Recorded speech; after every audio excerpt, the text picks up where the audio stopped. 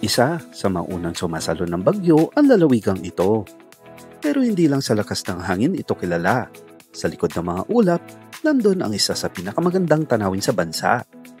This is Catanduanes at just making a point. Tara, tuklasin natin ang mga tanawing akala mo kinuhit para sa puso.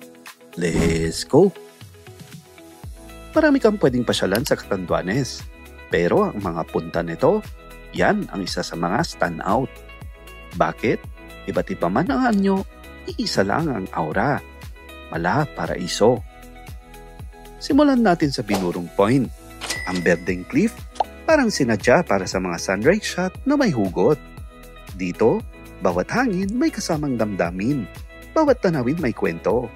Be here during the sunrise to get extra glimpse of the beauty of nature. Ang Balakay Point naman sa kabilang banda ay nasa mataas at tahimik na lugar. Dito mo mararamdaman kung gaano kalawak ang mundo at gaano kaliit ang problema mo. Sa kaliwa, alon ng Pasipiko. Sa kanan, ang golden stretch ng Poraran Beach. A full circle kind of peace. Ang Cagdipa Rolling Hills naman ay akalain mong just a wallpaper pero real life. Walang filter, walang crowd. Ikaw lang, ang mga burol at ang mga hangin na parang may kwentong binubulong. Isa ito sa mga paborito kong spot sa Catanduanes. Di lang kasi nagtataglay ng scenic view, kundi may lagoon at maraming white beaches. Sa paraiso ni Honesto, tahimik, simple, pero punong-puno ng lalim. Parang pagmamahal na dumating nang hindi mo inaasahan, pero eksakto ang tama. Pwede ka bumaba papuntang cliff, challenging nga lang ang pabalik. You can have your meal here at a reasonable amount. This is one of the few places you can go in Catanduanes.